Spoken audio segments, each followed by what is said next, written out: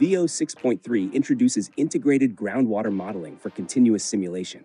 This feature allows users to simulate groundwater levels directly within the VO workflow and use those results as inputs to wetland models, enabling more accurate representation of surface groundwater interactions. In many projects, historical groundwater data is no longer representative of current conditions.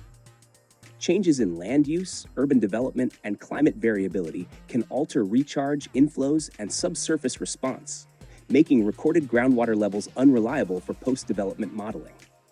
Previously, users often reused observed groundwater data from existing conditions, even when watershed inflows had changed.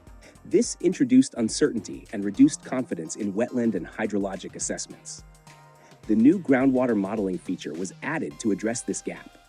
VO also provides visual access to predicted groundwater elevations, making results easy to interpret and review.